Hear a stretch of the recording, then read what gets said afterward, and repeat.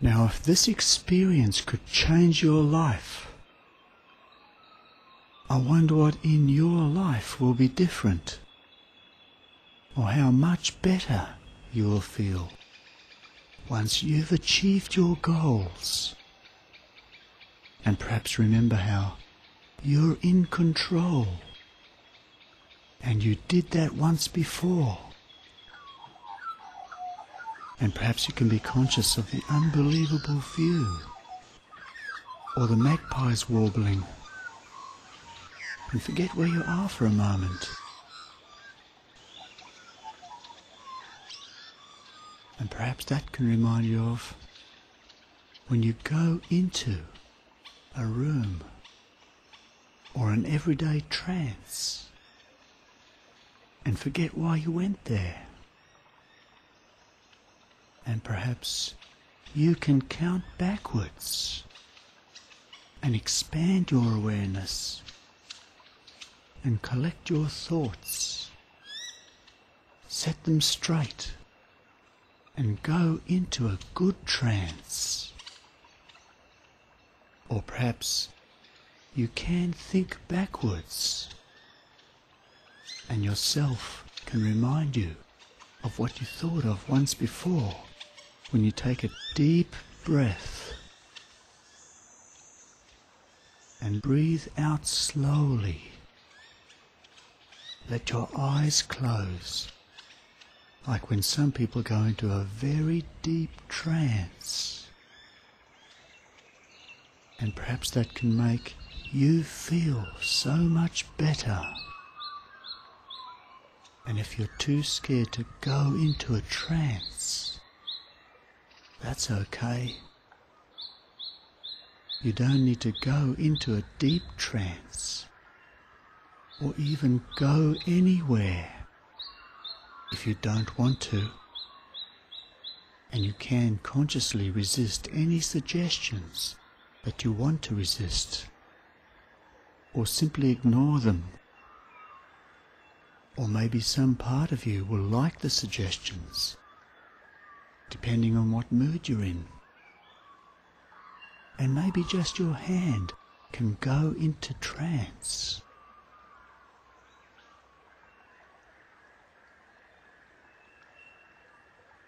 Now that reminds me of a young teenager who gives his parents breakfast in bed before asking permission to stay out all night.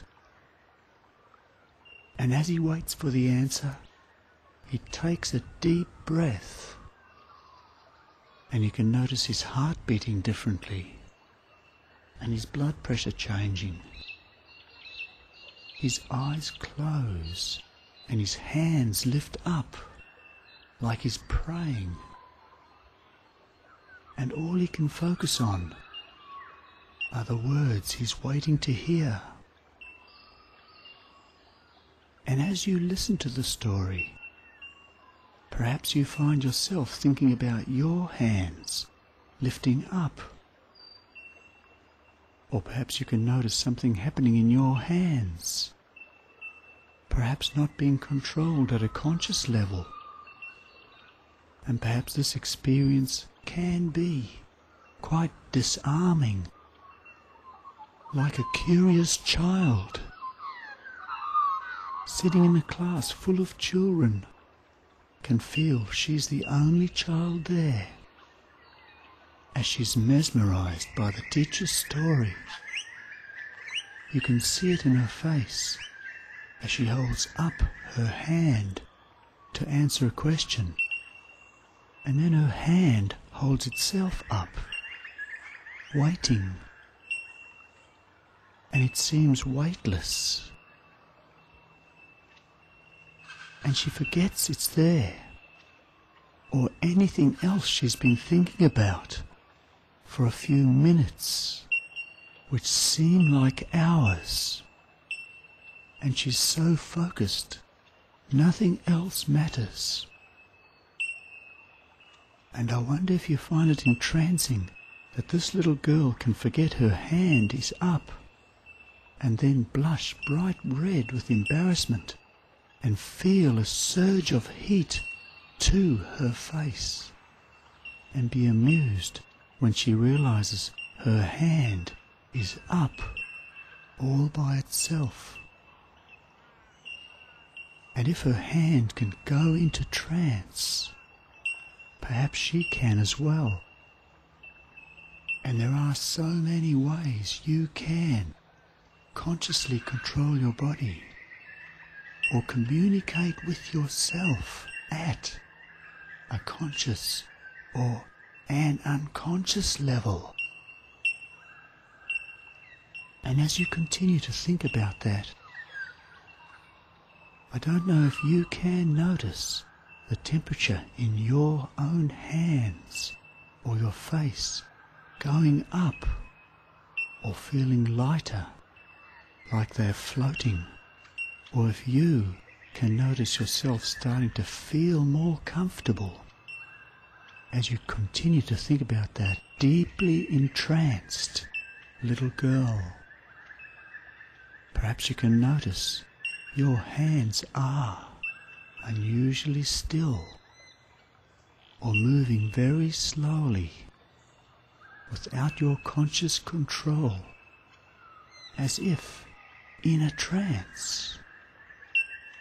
And isn't it incredible how movements of the hands can have symbolic significance, opening up to new ideas or closing down old ways or lifting up your spirits, giving an indication of an unconscious reaction. And I wonder whether or not you feel very comfortable right now. And I wonder if you want to ask yourself to make some changes. Perhaps now would be a good time. And perhaps the unconscious movements of your body and hands can be very interesting.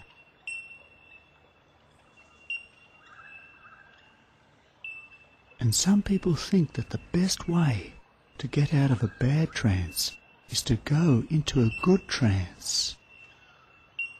And while you think about that little girl's experience, perhaps your unconscious can make you conscious of some of the wonderful things you've experienced and learned once before as you go as deeply into that entrancing memory as you want to, and have a feeling that you can do it again. And if you want to, you can remember what you want to forget. Perhaps you can describe it by colour, or taste, or feel, or smell, or sound. And you can extrude it from your body and leave it on the chair when you get up. Or you can strip it bare to show the beauty inside and hang its clothes on the clothes peg and do it automatically. And there are so many automatic processes, natural and learned, that you don't need to be conscious that your body can produce unconscious responses that reflect your desires and allow you to relax and achieve your goals. And all you have to do is make good, calm, conscious decisions, and you can extend your calmness by remembering how slowly time can pass when you're stuck in a tiny seat in economy class, and minutes can seem like hours. Or perhaps you can remember how quickly time can fly you to your destination when you're upgraded to business class and you can put up your feet and relax.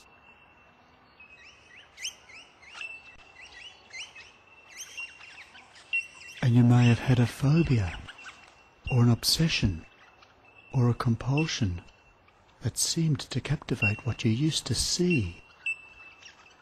And perhaps yourself can wonder why. And why not wonder? Will you ever stop being free?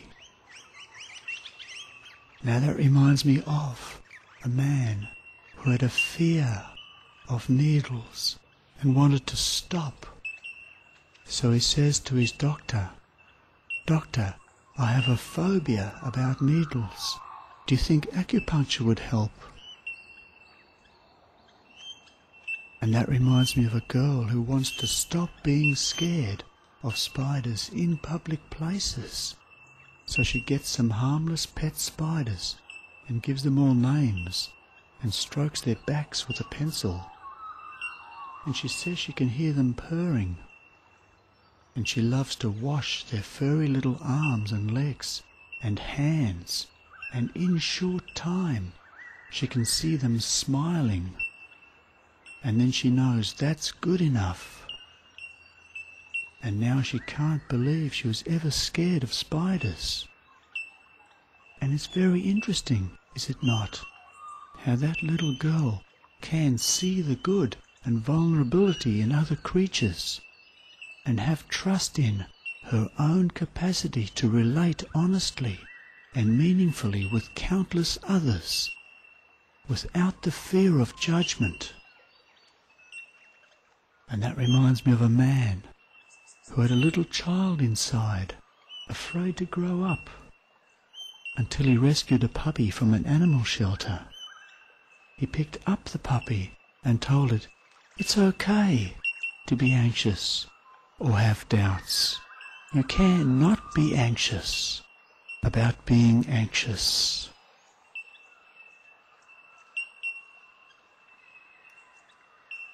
And perhaps a part of you can find this story quite entrancing, uplifting you like a ride in a chairlift, strapped in safely, high up. And perhaps the hair on the back of your neck is standing up as you look at the incredible view, or listen to the magpies warbling, high above all those countless people, tiny and helpless, way below you, all of them harmless, some of them legless, looking at their feet with their own little worries, like pet spiders in a bottle, and they can't even see you. You're invisible to them. And perhaps you want to tell them, it's okay to be scared, and you can resist your fears and achieve whatever you want. And you can be so absorbed by the spectacular everyday experience that you can feel like you're shopping on your birthday and not even notice all the people. And wouldn't it be wonderful if every day you can feel as good as this? And some people can obsess about all their positive characteristics. And so many good things can be inherited or learned as a child. And you can grow up and leave home and notice that any reason for being anxious can disappear or ease. And a small amount of nervousness can actually be useful. And like so many successful people, you can utilize that to increase physical performance and overcome all the challenges of life.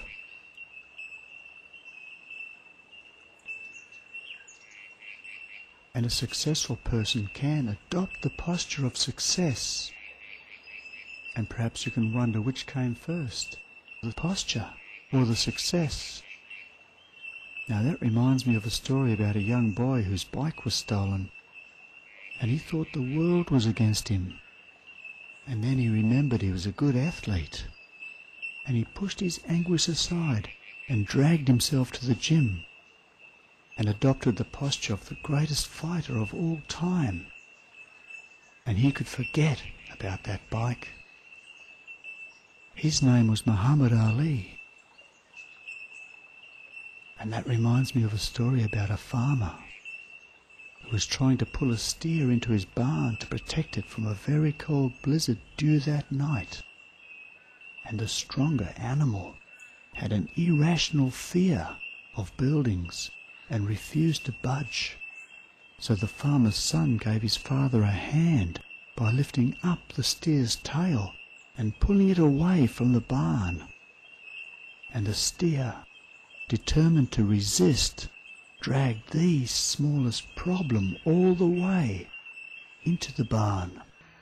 And perhaps you can find it fascinating to wonder how a humble animal can dissociate from fear and reconnect with strengths and abilities to fight for what is wanted.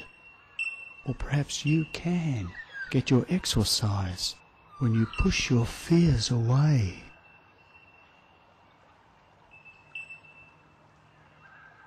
And I wonder if sometimes you've noticed your hands or your whole body floating very comfortably. Or perhaps you can notice a warm, tingling sensation or a sense of comfort slowly enveloping you, cradling you, protecting you, and you can feel like you're floating in a deep bath of warm water. Or perhaps you can feel so comfortable that you feel you have nobody to bother you. From a beautiful trance, and you can go as deeply into that comfortable trance as you want to, or even deeper if you want to, as deep as is good for you. And any time between now and sometime in the future, you can be as deeply comfortable as you wish, and perhaps not even notice your body.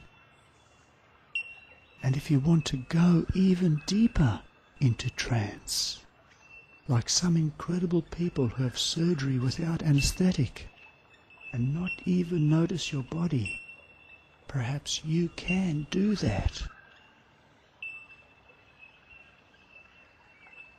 Now that reminds me of someone who used to have chronic pain, who talked about an out-of-body experience she once had.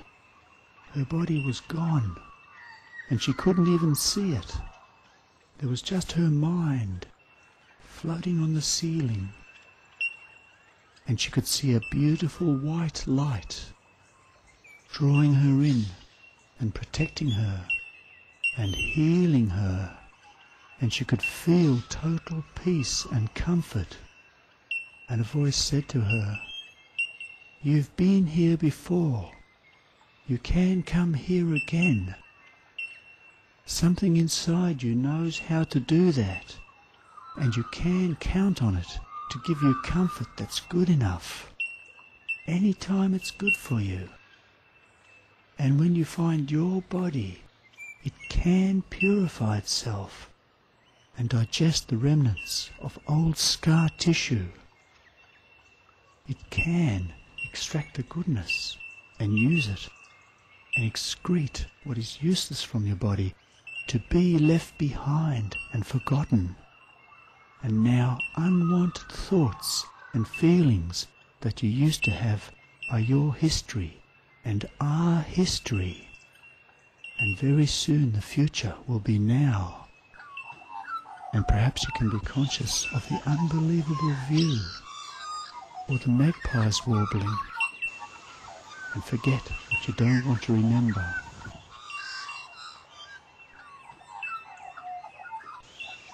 And perhaps you can have an appetite for life.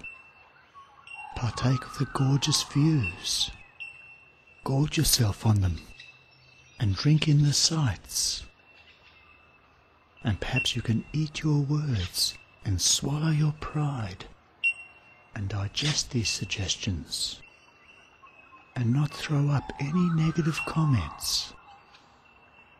And when you can truly sense something beautiful and make it a part of you, its beauty can inspire you long after its image is forgotten.